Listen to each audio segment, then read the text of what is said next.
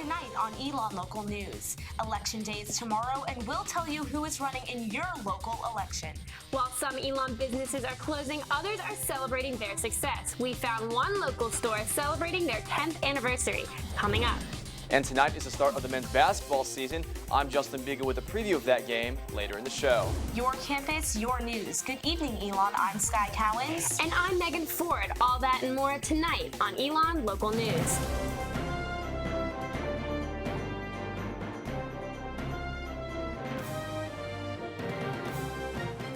It's been a topic of discussion for months, and the Affordable Care Act, more commonly known as Obamacare, is getting attention across the country for problems with the rollout.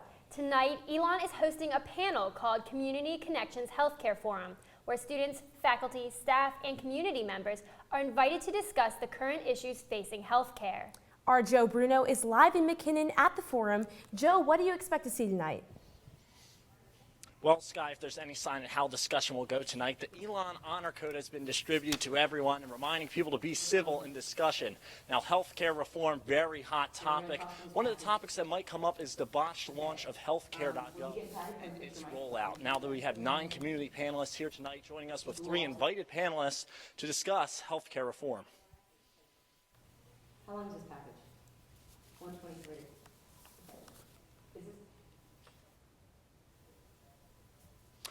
And Sky and Megan, I'll be here all night with updates. Be sure to follow me on Twitter at JoeBrunoTV and join the discussion by using the hashtag EUTNHealth. Once again, EUTNHealth. Live in McKinnon Hall, Joe Bruno, Elon Local News. 26,000 people under the age of 65 are uninsured in Alamance County.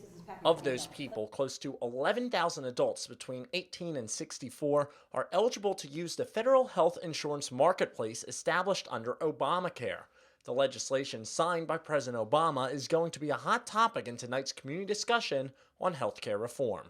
Among the participants, University physician Jeanette Archinall, who says her personal point of view is that we in the U.S. have a moral responsibility to provide affordable basic health care to every member of our society. Also speaking is Elon University senior Kendall Cruther, who says as a future educator she is unable to differentiate her lessons to students based on their needs if their needs are not properly diagnosed and provided for. Jeremy Troxler, vice president of Burlington Metals, will also be speaking and asks, are the ends of making health insurance a product owned nearly universally really worth the means of molesting the unalienable right of individual liberty? Also speaking tonight is the president and chief operating officer of Alamance Regional Medical Center, Preston Hammock. Hammock is one of 3 invited panelists that also include Raisa Walsh, a senior lecturer in the Health and Human Performance Department, and Susan Osborne, the director of Alamance County Social Services. Thanks, Joe, and be sure to stay tuned after this broadcast for our live coverage of the Healthcare Forum starting at 6:50. We will stay on the air for the entire event, and you'll hear more from Joe then. Tomorrow isn't just the first Tuesday in November, it's Election Day. Government offices across the country are up for grabs, including several positions here in Alamance County. Our Gary Grumbach has a breakdown of this year's candidates. According to the Alamance County Board of Elections, less than 5% of Alamance County registered voters voted in the 2011 primary. Very few people are aware that there's an election, and so we struggle to get voter turnout. But that's not stopping 2008 Elon graduate Ian Baltutis from running for mayor of Burlington. With polls opening tomorrow, he's walking door to door trying to encourage people to vote. He believes his Elon education opened his eyes to the world outside the bubble. Being part of Elon gave me the experiential learning and active service in the community that made me realize how wonderful a community Burlington is and all the opportunities that exist around us as a city. Still, Baltutis is concerned about voter turnout. On average, we see about 2,800 voters in one of these elections, which is about 7% of Burlington's registered voters. Baltutis is running against incumbent mayor of Burlington, Ronnie Wall. ELN called and emailed the candidate for an interview, but received no response. Here's a look at other races in Alamance County. Half of the local races are uncontested this year. Current Town of Elon Mayor Jerry Tolley will keep his mayorship as long as there are not any write-ins. 3 candidates are running for the 2 positions on the Elon Board of Aldermen, the group of Elon residents who help run the town. Stephen Buff and Davis Montgomery are running for re-election, while Jim Chanis is trying to unseat one of them. There's no contest in the Gibsonville Board of Aldermen race, with candidates Ken Pleasance and Veronica Revels running for the two positions. Graham is the only local town that has two contested races, with incumbent Jerry Peterman running against Tommy Brutton for mayor. Jimmy Linens is running for the third time for Graham City Council. He's been on the City Council of Graham since 2005. Incumbent Chip Turner and Jeanette Beaudry are also running. Gary Grumbach, Elon Local News. Elon students that are registered to vote in the town can vote at the First Baptist Church of Elon or at the fire station on Powerline Road, depending on where you live. The town of Elon is having its own elections tomorrow. Our David Perel took a closer look at the uncontested race for mayor and the man behind the title. Current Elon Town Mayor Jerry Tolley is running for re-election and is confident going into Tuesday. Well, when you run unopposed, it's pretty good. He's held the job for 16 years and still has goals for Elon's future. We're working with some consultants right now to look at our downtown area, to see what we can do to revitalize it, to get people from all over Alamance County, maybe Greensboro, to come over here and make the university as well as the town a destination place to come and eat and visit and have a good time. As mayor, Tolley has most notably added a new downtown center. But Tolley's work in the town hasn't always revolved around being mayor. He coached the Elon University football team for 5 years. Said the finest moment in Elon sports, and that was in 1981, was being those two national championships. He says he still spends a lot of time on Elon's campus. Every Saturday and Sunday morning, I'll ride all over the town. Just ride, look, and see what we can do here, what we can do there. Though he lived in the area after retiring from coaching, he says he's always felt that link to Elon. You can always leave Elon, but Elon will never leave you. And when I came back, I felt that way. And Tolley plans to stay in the town for the rest of his life. I'd never had a desire to go anywhere. A lot of my friends, when they retire, they want to go to the beach or the mountains. I want to stay right here at Elon. David Perel, Elon Local News. With elections starting tomorrow, Elon is trying to show students that their vote matters. Supreme Court Justice Henry Fry visited Elon last week to speak with students about the importance of young adult political participation and education. Also followed advice of becoming at least knowledgeable about candidates for office and exercising the right to vote. And police are still investigating the shooting at Los Angeles Airport from Friday. Attorney General Eric Holder said earlier today that more investigation is needed to uncover a motive for the attack. Los Angeles might be more than 2,500 miles away from Elon's campus, but Elon alumnus Matt Rogers was at the airport that day. He posted on Facebook that he missed the shooting by 30 minutes. His flight took off next to the terminal from where the shooting happened. But director of Elon in LA, Jay McMurdy, landed at LAX during the airport lockdown. He started posting videos and photos to Instagram, which were picked up by news networks like ABC. McMurdy lives in LA and told ELN that shooting video was instinct. So I'm always ready with a camera or an image, you know, and the iPhone is so easy to use and the imagery comes out. I don't know what actually makes you do something like that, but I just thought it was important to capture the scene at first. Coming up after the break, an Elon business that's been here for almost 10 years. We'll tell you what makes them different from their competition. Coming up. And later, Belk is usually known as a place for students to study and do research, but there is an entire part of the library that you may not know about. We'll tell you what it is coming up.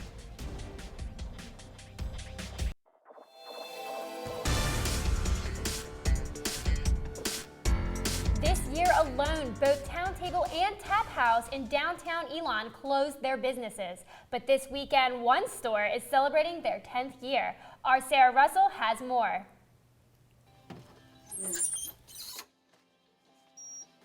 10 years ago, Michelle Grable decided to stop working from home and open her own business. I had worked out of my home doing cheerleading for a long time, and then I was having issues with getting things delivered, so I decided to go into business for myself. All That Jazz originally opened in Burlington selling young girls cheerleading apparel and gifts. But after an Elon student mentioned that there wasn't a place to buy sorority shirts, Grable realized she could fill the gap. And it was kind of the natural progression actually from the cheerleading end, because we were making really cute stuff for the younger kids, so let's do the same thing for sorority girls. Grable realized her store needed to be closer to Elon to make more money. She first moved her business to Fawcett House and then to their current location on Williamson Avenue. When we were in the house across the street, we were upstairs in 4 rooms.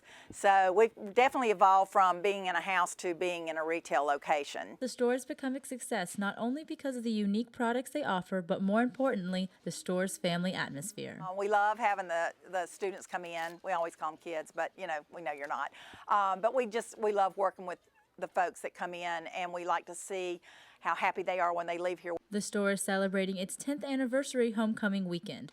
They are hoping that old students will come back and join them in celebrating. We have about 50-something students that have come through working at All That Jazz since it started. So we've got some of those girls coming back, and actually the girl that helped me get the business started will be here. All That Jazz continues to grow and expand as the years go on, and they hope to continue serving Elon students in the far future. Sarah Russell, Elon Local News. While All That Jazz is celebrating their 10-year anniversary, Elon University is celebrating their 125th anniversary. Elon Local News will continue to bring you stories about the university and the surrounding community. So be sure to join us on December 2nd at 5 p.m. for a special 125th anniversary broadcast about Elon's past, present, and future. Homecoming is just around the corner, and the university has opened a new exhibit just in time.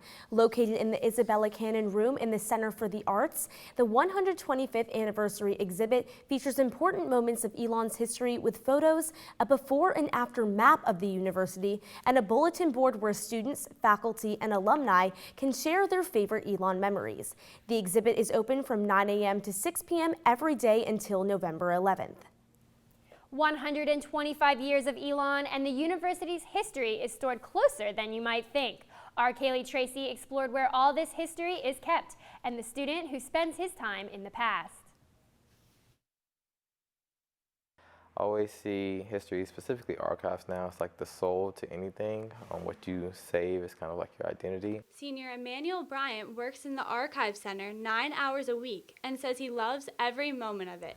It's not like I'm going to work, it's like I'm going to play in the chocolate factory. The archives are located on the 2nd floor at Belk Library and have both digital and print copies of parts of Elon's history. Here in the archives, we have like the early editions of The Pendulum, of Maroon and Gold. Today's issue of the newspaper will be housed in the archives alongside various copies from November 4th, such as this issue of the Maroon and Gold from 1925.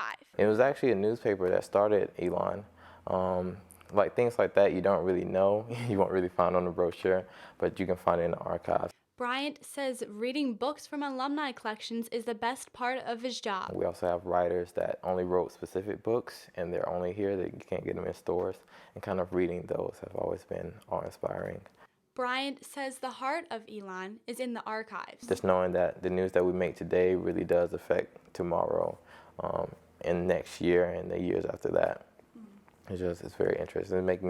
It has made me a lot more intentional with what I do. After graduation, Bryant wants to work with libraries and continue to share his love of the archives with others. Kaylee Tracy, Elon Local News. If you are interested in checking out some of Elon's history, the archives are open from 8 a.m. to 5 p.m. Monday through Friday. The archives are closed Saturdays and Sundays, unless you make an appointment. A stressful week at Elon is quickly approaching. Registration for spring classes. Our Lauren Cook joins us in the studio with tips on how to prepare for spring registration. Thanks, Guy and Megan. I have some tips so you're prepared and properly less stressed for winter term and spring registration. First, plan ahead. It's good to know what courses are required for your major or minor before you register. Know what classes you need to take before you commit. If you aren't sure, check the major and minor checklist available on OnTrack. Second, have a backup plan depending on what your registration time is. Course selection could be slim. Make sure you have multiple options to decrease stress during your time slot. Also, know your registration time. It could be right before, during, or after a class, so be prepared. Remember to have your alarm clock set and be aware so you don't miss registration. Finally, make sure you meet with your advisor. They have to give you access to OnTrack before your pre-registration. Without OnTrack, you won't be able to register for your classes. If you keep calm and stay aware of these tips, you should have no problem during the week of registration. Megan and Sky, back to you. And registration isn't the only big event this month. This weekend is homecoming. It's a long tradition here at Elon, but the homecoming concert is a new one. This year marks Elon's 4th homecoming concert, and Time Flies is the performer. The first concert was held in front of Linder by Sam Adams 3 years ago. This year's performance will be held in the Colonnades parking lot at 7 p.m. on Saturday, and admissions is free. Coming up next, I'll tell you which event didn't let the rain run them off. Find out more after the break. And it seems to be getting a bit chillier. But will it stay that way? Coming up after the break, Eric Halperin will have the 5-day forecast. Stay tuned.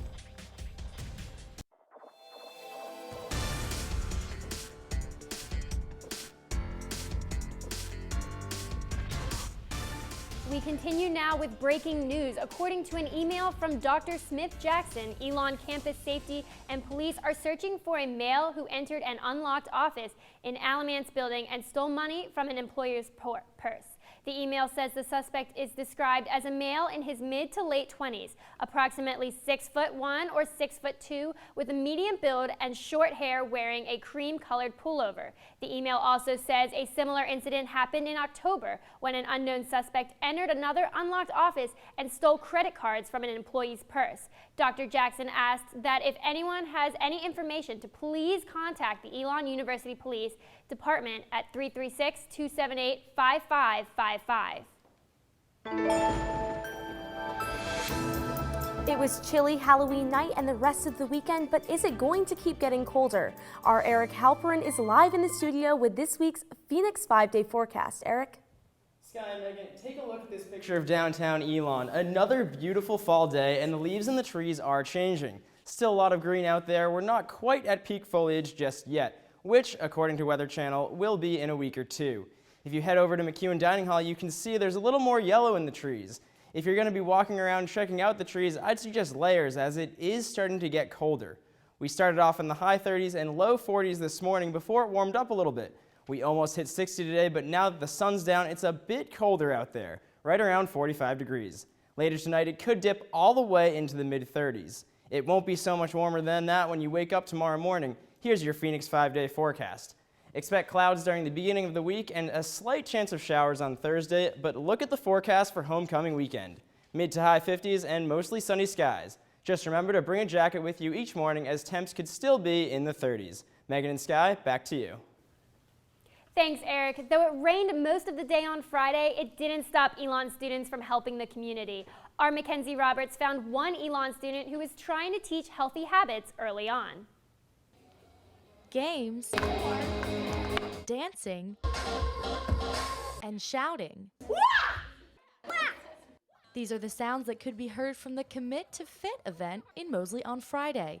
Sponsored by Girls to Empower Teens, the event tried to educate young girls about health issues. These girls are at this critical middle school window, So you get into middle school and there's all these pressures thrown at you, your body's changing, you're in a new school. Kylie Bushway is a senior at Elon and founded Girls to Empower Teens when she was a sophomore. It's a one-on-one mentoring program for 6th and 7th grade girls in Alamance County. Focuses on body image, nutrition, and healthy communication. According to the 2012 county health rankings, the adult obesity rate is 34% in Alamance County. That's why Bushway says the hard work in planning the event is worth it. It doesn't really matter if there's 30 here or 100, as long as we're changing one person or one person's life. The event paired young girls with Elon students, which Bushway says is a major part of her Elon experience. I know Elon is so focused on community involvement and getting Elon intertwined with the community, and I love that. Bushway is excited about the difference she's made in the community, but is looking to how she can help in the future. This is not enough, and this is just the tip of the iceberg, and you know, there's so many more things that can be done for these girls. Mackenzie Roberts, Elon Local News. Stick with us. Our Justin Beagle is live in Alumni Gym, and he will bring you the latest in sports after the break.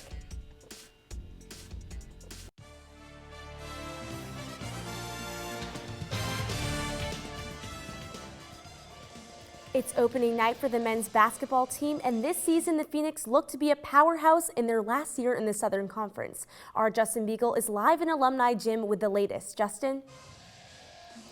Megan and Sky, it was just 8 months ago that the men's basketball season came to an end after a loss in the CIT tournament. And since then, head coach Matt Matheny and his players have worked countless hours in preparation to make another run at that SoCon title. As you can see behind me, the stands are empty, but in a few minutes, they'll be packed with fans from the Elon Burlington area as we get ready for tonight's exhibition game against Lynchburg. Now, last season, Coach Matheny said that the players developed home court advantage, which led to their postseason success. And in order to keep that home court advantage, Elon Athletics launched Operation 150. A season ticket package where fans can pay $150 and are guaranteed seats to all 14 home games this year. There are 600 season tickets available at the start of the year, and there are only 109 left. And Elon wants to get that number down to 0 before this Friday's game against Washington and Lee. Now, it should be a few more months before we start talking about postseason hopes for the men's basketball team, but currently Elon men's and women's soccer teams are already in the postseason. The men's soccer team had a 4-big comeback victory against UNCG this past week and locked up the number 2 seed in the Southern Conference. They will host Appalachian State this Saturday from Rutfield in the first round of the Southern Conference tournament. Meanwhile, for the women's team, they also locked up a number 2 seed and hosted Davidson yesterday in the first round of the Southern Conference tournament. Now, this was the first time since becoming a Division I program that the ladies hosted a conference tournament game. We picked things up in the 6th minute when Davidson's Becca Fisher slips one past backup goalkeeper Sydney Branson to put Davidson up 1-0. Fast forward to the 63rd minute, Sydney Dollywall heads the ball in to tie the match at 1 apiece. The game will come down to the closing moments as Nicole Danian crosses the 2 defenders before blasting one to the back of the net in the 86th minute to put Elon ahead. Danian would add another goal to her resume and lead the Phoenix to victory. Your final score from Rutfield, Elon 3, Davidson 1. Elon will play 6th-seeded Wofford next Friday in Spartanburg, South Carolina for the SoCon semifinals. Here's Coach Neal and Kate Murphy after the game. It certainly helps when you have what I think is the Conference Player of the Year, in my opinion, on your team. And Nicole when we get the ball to her feet, she can break players down one-on-one, and that creates numbers problems for all the people behind that first defender. I think our team just realized our back's against the wall and we really want this championship, and we're going to do everything we can. We got some stellar players out here on the field that really took charge and really took the game into their own hands. They weren't going to let it happen. They weren't going to let us lose. Ever dreamed of being the Elon mascot? Well, now's your chance. Last year, a bunch of students who graduated, they need to fill that role for the students who graduated. If you're interested in becoming the Elon mascot, email Laura Van Fleet, lvanfleet@elon.edu for more information. That's all we have here. Follow us on Twitter @ELN Sports for the latest updates from tonight's basketball game. Live in Alumni Gym, I'm Justin Beagle, Elon Local News. So, are you excited to go to the game this weekend? Yeah, I mean, with all the alumni back in town, too, it's going to be great. It's going to be so much fun. I'm really excited to see how the men's basketball team does with all the hype about them. Yes, it's going to be fantastic. Yeah. It's going to be a great game.